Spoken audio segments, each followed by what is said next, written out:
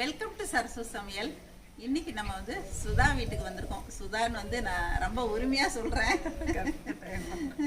இப்போ வந்து கொஞ்ச நாளாக தான் எனக்கு இவங்க பழக்கம். வந்து இவங்க வந்து ப்ராடக்ட் வாங்குறதுக்காக வந்தப்பதான் அறிமுகம் ஆனோம். அப்புறம் அப்படியே பேசும்போது எல்லாம் சுத்திலும் சர்க்கிள் எல்லாருமே தெரிஞ்சவங்களா போயிட்டாங்க இல்லைங்களா? ஆமாங்க. அப்பா என்னோட அப்பாவும் உங்களோட அப்பாவும் ரொம்ப பழக்கம். அப்புறம் அவங்க ரிலேஷன்ஸ் எல்லாமே நமக்கு தெரிஞ்சவங்க, நம்ம ரிலேஷன்ஸ் எல்லாமே அவங்களுக்கு தெரிஞ்சவங்க. இந்த மாதிரி வந்து நாங்கள் வந்து இப்போ ஃப்ரெண்ட்ஷிப் ஆரம்பிச்சு போயிட்டு இருக்கு. அந்த சமயத்தில் தான் அவங்க வந்து ஒரு நல்ல விஷயம் சொன்னாங்க. எங்கள் வீட்டில் இருக்கிற பொண்ணு வந்து ராகி இடியாப்பங்களா? ஆமாங்க, ராகியில் வந்து இடியாப்பம் செய்வாங்க. அந்த இடியாப்பம் வந்து நம்ம யூஸ்வலாக செய்கிறத விட இது கொஞ்சம் நல்லாவே சாஃப்டாக நல்லா இருக்கும், டேஸ்டியாகவும் இருக்கும். சரி, நீங்கள் இதை பாருங்க, கட்டாயமாக உங்களுக்கு பிடிக்கும். கண்டிப்பாங்க. நான் இப்போ அவங்க வீட்டுக்கு வந்ததுலேருந்து அப்படியே அவங்க வீட்டு கார்டன், அவங்க வீட்டை நீட்டாக மெயின்டைன் பண்ணுறது இதையெல்லாம் தான் பார்த்துட்ருக்கேன். அப்படியே ஹேங்கிங் பிளான்ட்டு இதெல்லாம் வந்து ரொம்ப சூப்பராக பண்ணியிருக்காங்க. ரொம்ப நல்லா வச்சுருக்கீங்க. அதில் கொஞ்சம் இன்ட்ரெஸ்ட்டுங்க. சரி, பிளான்ட்டு கார்டனிங்கில் கொஞ்சம் இன்ட்ரெஸ்ட்டுங்கிறதுனால ஸ்கூலுக்கு போய்கிட்டு அப்படியே இதையும் பார்த்துக்கிறீங்களா? ஸ்கூலில் ஒர்க் பண்ணுறாங்க சுதா, இருந்தாலும் வீட்டையும் கார்டனையும் வந்து அவங்க மெயின்டைன் பண்ணுற விதம் எனக்கு ரொம்ப ரொம்ப பிடிச்சிருக்குங்க. இப்போ அவங்களுக்கு ஹெல்ப் பண்ணுற பொண்ணு தான் நமக்கு இப்போ செஞ்சு காட்ட போகிறாங்க. ரொம்ப நல்ல விஷயம். என்னை கூப்பிட்டது வந்து ரொம்ப சந்தோஷமாக இருக்குது. பார்க்கலாங்களா? இவங்க கலான்னு எனக்கு ஹெல்ப் பண்ணுவாங்க. இவங்க வந்து இடியாப்பம் இந்த மாதிரி டிஃபன் ஐட்டம்ஸ்லாம் ரொம்ப நல்லா செய்வாங்க. இன்னைக்கு உங்களுக்கு ராகி இடியாப்பத்தை எப்படி செய்யறதுன்னு சொல்லி காட்டுவாங்க. கூடவே ஒரு ஸ்டூ வைக்க போறாங்க. கூடவே வந்து சொதி செய்ய போறாங்க. அது ஸ்ரீலங்கன் சொதி, ரொம்ப நல்லா இருக்கும். நீங்க அதை பாருங்க, செஞ்சு பாருங்க. ட்ரை பண்ணுங்க. ஓகே, நம்ம ராகி மாவு இப்போ ஈரம் இல்லாத துணியில வேக வைக்கிறாங்க இல்லைங்களா? ஈரம் இல்லாத துணியில் ஒரு சுற்றி கட்டி வச்சுட்டு மூடி வச்சிட்டோம்னா ஒரு அரை மணி நேரம். அரை மணி நேரம் வேகணும். அரை மணி நேரம் வேகணும்.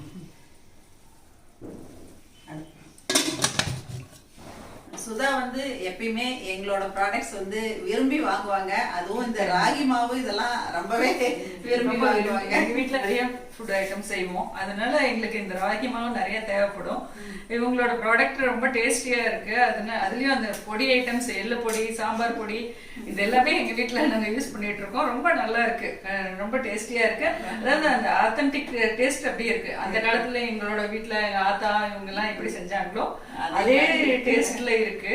அதனால எனக்கு ரொம்ப அவங்க வாங்குறதோட இல்லாம அவங்க அக்காவுக்கெல்லாம் யூஎஸ்க்கு வாங்கி அனுப்புவாங்க. ஆமா, வாங்கி என்னோட சிஸ்டர் அந்த யூஎஸ்ல இருக்காங்க, அவங்களுக்கும் வாங்கி அனுப்புவோம். இன்னைக்கு சரசஸ் ஃபுட் ப்ராடக்ட்ஸ்ல இந்த ராகி மாவு வச்சுதான் நம்ம இடியாப்பம் பண்ண போறோம். என்ன ஒரு ஸ்பெஷல்னா முளைக்கட்டின ராகி மாவு. இப்ப இடியாப்பத்துக்கு மாவு வேக வச்சிட்டீங்க. இப்ப நம்ம சொதிக்கு ரெடி பண்ணிடலாங்களா? வேகிறதுக்குள்ள வச்சுலாங்க. சொதிக்கு தேவையானது ஒரு கப்பு துருவின தேங்காய், கொஞ்சம் சின்ன வெங்காயம், ஒரு 4 தக்காளி மீடியம் சைஸ், கொஞ்சம் வெந்தயம், தாளிக்கிறதுக்கு கருவேப்பிலை, மிளகாய், இவ்வளோதான். இப்போ வெந்தயம் கொஞ்சம் சின்ன நறுக்கி வச்ச சின்ன வெங்காயத்தில் கொஞ்சம், பச்சை மிளகாய், மஞ்சப்பொடி கொஞ்சம், தேவையான அளவு உப்பு,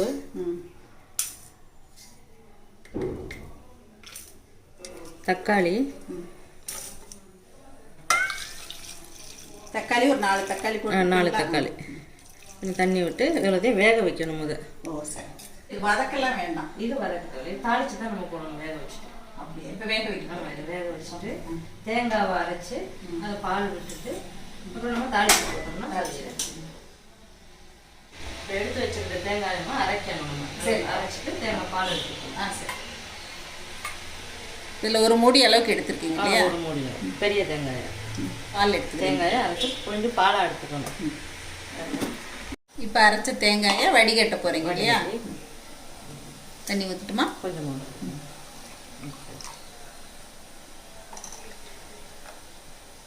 எப்படி நல்லா கெட்டி பால் எடுத்துக்கணுமா? இல்லை கெட்டி பால் 2 தடவை எடுத்துக்கலாம். தண்ணி கம்மி.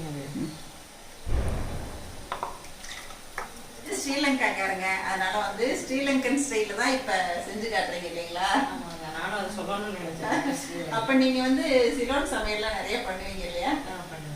இப்போ தேங்காய் பால் ஒரு பக்கம் எடுத்துட்டு இருக்காங்க. இப்போ சேர்த்த தக்காளி இதெல்லாம் வந்து நல்லா வெந்துட்டு இருக்குங்க. இன்னும் நல்லா வேகணும்னு சொல்கிறாங்க. இப்போ வந்து தக்காளி வெந்துருச்சு, அதை வந்து நம்ம கடைஞ்சி விட்டுக்கலாம். நல்லா வெந்துருச்சு இல்லையா? நீங்க ஊத்துன தண்ணி எல்லாமே வத்திருச்சு. அது கடைஞ்சி விட்டோம்னா தான் கொஞ்சம் ஜூஸியாக இருக்கும் சாப்பிட்றது. நல்லா பக்கத்தில் வந்தோடனே அந்த வெந்தயம் மணமெல்லாம் வருது. நான் கரண்டிலே கடைஞ்சிருவேன். இல்லை நல்லா மசிஞ்சு வெந்ததால கரண்டிலே கடைஞ்சிக்கலாம். இப்போ தக்காளி நல்லா மசிஞ்சு வெந்துருச்சுங்க. அதை கடைஞ்சி விட்டுக்கிட்டாங்க. பாருங்க நல்ல பெரிய மூடிக்கு ஒரு மூடி தேங்காய் துருவல் எடுத்து தேங்காய் பால் எடுத்து வச்சிருக்காங்க. ஒரே பாலா எடுத்திருக்காங்க. 1ஆம் பால் 2ஆம் பால் எடுக்காம ஒரே பாலா கொஞ்சம் கெட்டியா ரொம்ப தண்ணி இல்லாம எடுத்து வச்சிருக்காங்க. இப்போ இதை பாலை வந்து இதில் சேர்த்துவா.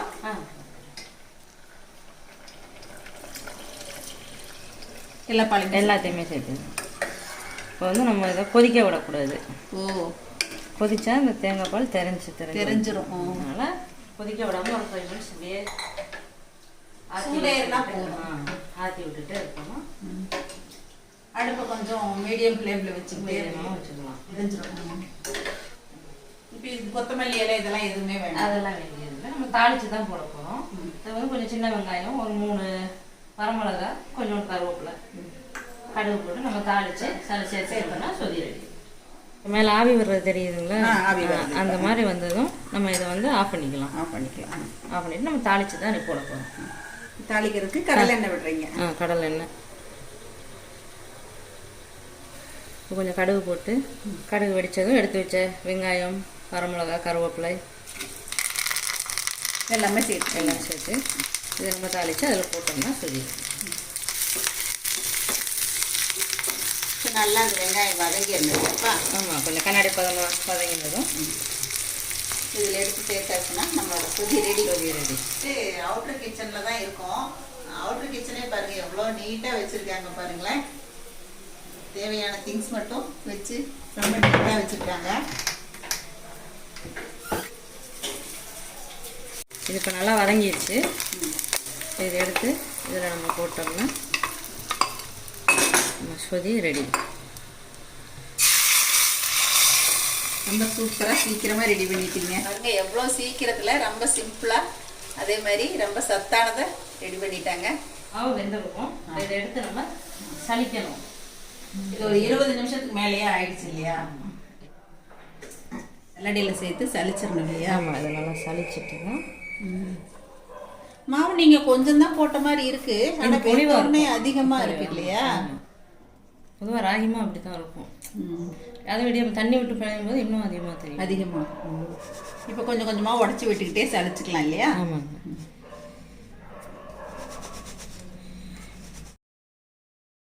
இந்த கடைசியாக மிச்சம் வர இந்த பொருளையெல்லாம் போடக்கூடாது. மாவுக்கு தேவையான அளவு உப்பு போட்டு. உப்பு கொஞ்சமாக தான் போடுறீங்க இல்லையா? கொஞ்சமாக தான், ரொம்ப போட்டேன். ஏன்னா குழம்புலையும் போட்டிருக்கோம்ல. இப்போ மாவு சலிச்சு ரெடியாக வச்சுருக்காங்க. இந்த மாதிரி ஆவி வர்ற அளவுக்கு வெந்நீர் வச்சுட்டு இதை ஊற்றி தான் இந்த மாவில் பிசைய போகிறாங்க. கொஞ்சம் கொஞ்சமாக ஊற்றி கொஞ்சம் கொஞ்சமாக நிதானமாக பார்த்து ஊற்றிக்கணும் இல்லையா? ஆமாம், தண்ணி கூடிடுச்சுன்னா கஷ்டமாயிரும். மாவு இன்னும் பொலிவாக தெரியுதாக்கா?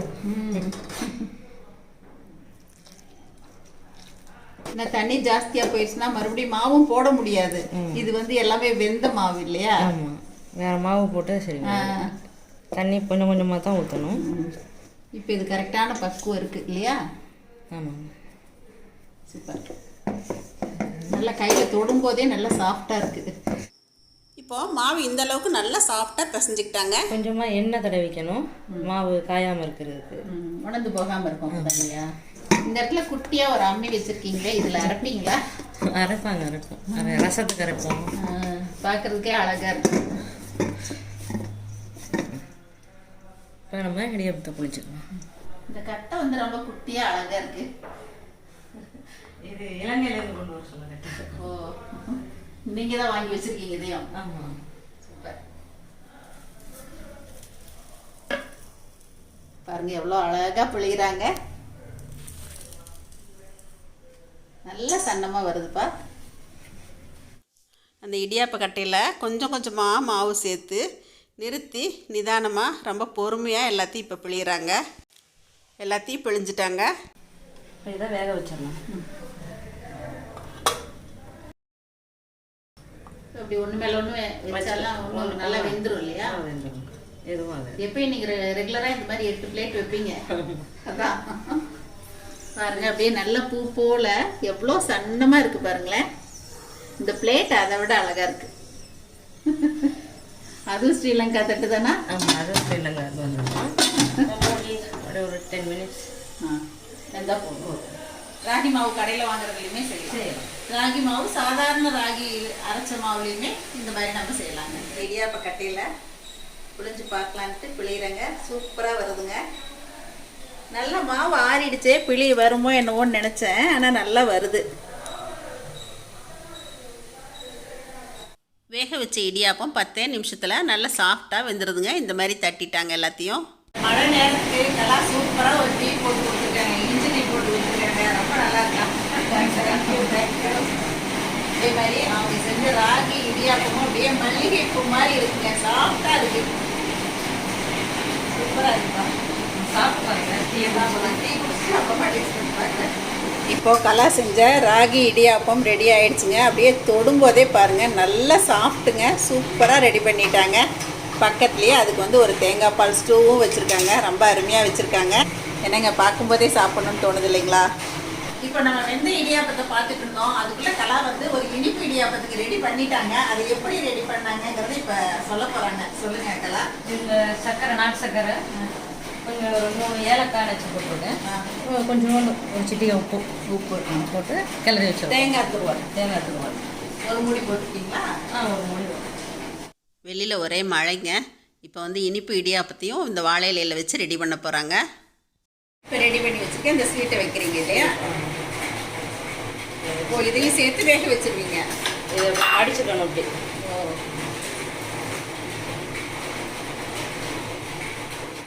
இனிப்பு பூர்ணம் உள்ளே வச்சதுக்கப்புறமா கொஞ்சம் கூட வெடிப்பு இல்லாமல் இந்த மாதிரி நல்லா மடிச்சிட்டு இப்போ இதை ஆவியில் வேக வைக்கிறாங்க. அடுத்ததாக வந்து அவங்க பாலித்தீன் ஷீட்டில் தான் பிழியறது எனக்கு ரொம்ப ஈஸியாக இருக்குது. மடிக்க நல்லா வரும் அப்படின்னு சொல்லிட்டு பாலித்தீன் ஷீட்டில் எண்ணெய் தடவிட்டு அதில் வந்து இந்த மாதிரி இடியாப்பம் புழிஞ்சிட்டு இனிப்பு உள்ளே வந்து ஸ்டஃப் பண்ணிவிட்டு பாருங்கள், பாலித்தீன் ஷீட்டில் வந்து கொஞ்சம் கூட ஓரமெல்லாம் பிரியாமல் நல்லா வந்துருச்சு. இப்போ இது எல்லாத்தையுமே இப்போ வேக வைக்க போகிறாங்க. ஒரு 7 நிமிஷம் வெந்தால் போதும்னு சொல்கிறாங்க. வேக வச்ச ஸ்வீட்டும் வெந்துருச்சு இல்லையா? வெந்துருச்சு, சூப்பராக வெந்துருச்சு. இது வெளியே எடுத்துடலாம். என்னப்பா எடுத்துடலாம்.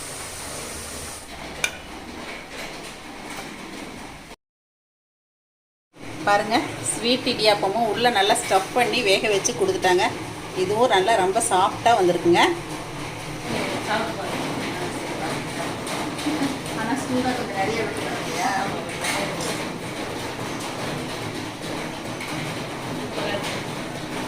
ரொம்ப நல்லா இருக்கு. அந்த இடியாப்பத்திலே வந்து நீங்கள் இந்த ஸ்வீட் மிக்ஸ் பண்ணதே வேக வச்சதால டேஸ்ட்டே தனியாக ரொம்ப சூப்பராக இருப்பா. ஒரு ராகி கொழுக்கட்டை சாப்பிட்ற ஃபீல். நல்லா சாஃப்டாக வருது. ரொம்ப அருமையாக இருக்குங்க. இன்னைக்கு வந்து நாங்கள் வித்தியாசமாக செஞ்சு கட்டிட்டாங்க. ஸ்வீட்டு டேஸ்ட் பண்ணிட்டேன், காரத்தையும் டேஸ்ட் பண்ணிடுவோம். இதுவும் இடியாப்பத்துக்கும் சூப்பராக இருக்குங்க. இதில் காரம் வந்து ரொம்ப மைல்டாக போட்டுருக்கீங்க. அந்த தேங்காய் பாலோட டேஸ்ட்டு நல்லா தூக்கலாக இருக்குது. ஆனால் வந்து கொஞ்சம் சொதி அதிகமாக தான் இருந்துச்சு இல்லையா? சொதி அதிகமாக சூப்பராக பண்ணியிருக்கீங்க. தேங்க்யூ. இப்போ சுதா வீட்டில் வந்து ஜயகல நமக்காக வந்து இந்த ராகி இடியாப்பம் இனிப்பு காரம் இந்த சொதி எல்லாமே நமக்கு செஞ்சு கட்டிட்டாங்க. ரொம்ப ஆரோக்கியமான விஷயங்க. இன்னைக்கு நம்ம அவங்கக்கிட்ட இருந்து கற்றுக்கிட்டோம். நம்மன்னு தான் சொல்லணும். ஏன்னா நானுமே இன்னைக்கு அவங்ககிட்ட இதெல்லாம் கற்றுக்கிட்டேன். கண்டிப்பாக நானும் ட்ரை பண்ணி பார்க்குறேன்ப்பா. நீங்களும் எல்லாரும் ட்ரை பண்ணி பாருங்கள். உங்களோட ஃபீட்பேக்கை நீங்கள் எனக்கு சொல்கிறதா நினைக்காதீங்க, அவங்களுக்கு சொல்லுங்கள். அவங்க வந்து ரொம்ப திருப்திப்படுவாங்க. ரொம்ப சந்தோஷமாக இருக்கும். நான் நீங்கள் செஞ்சது எங்களுக்கு ரொம்ப ரொம்ப சந்தோஷம். இன்னைக்கு உங்கள் வீட்டில் வந்து உங்கள் கலா செஞ்சு கொடுத்த இடியாப்பம், ஸ்டூ, இனிப்பு இடியாப்பம் எல்லாமே ரொம்ப அருமையாக இருந்துச்சுங்க. சரிங்க, ரொம்ப தேங்க்ஸுங்க. நீங்கள் எனக்கு வந்து உங்களோட வீடியோஸ் எல்லாம் நான் பிகினிங்லேருந்து பார்த்துட்டு இருக்கேன். அதில் நம்மளோட கரூர் ஏரியாவில் நம்மளோட கொங்கு பெல்ட்ஸில் இந்த மாதிரி ஒருத்தவங்க ஒரு ஐடியாலாம் நல்லா பண்ணிட்டு இருக்காங்கன்னு நினைக்கும் போது எனக்கு ரொம்ப இன்ஸ்பைரிங்காக இருந்துச்சு. அதனால தான் நான் ஃபர்ஸ்ட் டைம் உங்கள்கிட்ட அப்ரோச் பண்ணும்போது எனக்கு உங்களோட அப்ரோச்சும் பிடிச்சிருந்துச்சு. அட் த சேம் டைம் உங்களோட ஃபுட் ப்ராடக்ட்ஸ் எல்லாமே ரொம்ப என்னோட எனக்கு ரொம்ப சந்தோஷமா இருந்துச்சு. நீங்க வீட்டுக்கே கூப்பிட்டு ரெசிபி கொடுக்குறேன்னு சொன்னது எனக்கு ரொம்ப ரொம்ப சந்தோஷமா இருந்துச்சு. நான் ரொம்ப தயங்கிட்டே தான் வந்தேன். ஆனா நீங்க வந்து இவ்வளவு ஃப்ரீயா பேசி இவ்வளவு ஃப்ரீயா அந்த பண்ண செஞ்சு காட்ட சொல்லி ரொம்ப சந்தோஷமா இருந்துச்சு. இன்னைக்கு நீங்களாம் வந்து எனக்கு வந்து ஒரு எப்படி சொல்றது, என்னை வந்து என்கரேஜ் பண்றீங்க. அந்த மாதிரி தான் நீங்க அப்படி நினைக்கிறீங்க. பட் நிறைய பேருக்கு நீங்க உங்களை அறியாமே நிறைய இன்ஸ்பிரேஷனா இருக்கீங்க. நீங்க அது வந்து உங்களுக்கு தெரியாது. பட் பரவாயில்ல, இவங்க இப்படி பண்றாங்க, நாமளும் பண்ண என்ன அப்படிங்கிற மாதிரி நிறைய பேருக்கு திங்க் பண்றதுக்கு ஒரு மாடலா இருக்கீங்க. ரொம்ப தேங்க்ஸ்ங்க. ரொம்ப சந்தோஷங்க. நான் தான் உங்களுக்கு தேங்க்ஸ் சொல்லணும். ரொம்ப தேங்க்ஸ்ங்க. தேங்க்யூங்க. சரசஸ் ஃபுட் ப்ராடக்ட்ஸ் பொடி வகைகள் தேவைப்படுறவங்க இங்கே கொடுத்துருக்க வாட்ஸ்அப் நம்பரில் காலை 10 மணி முதல் இரவு 7 மணி வரைக்கும் எங்களை காண்டாக்ட் பண்ணி வாங்கிக்கலாங்க. இதோட எங்ககிட்ட பிரண்டை பொடியும் கிடைக்குங்க. தேங்க்யூ.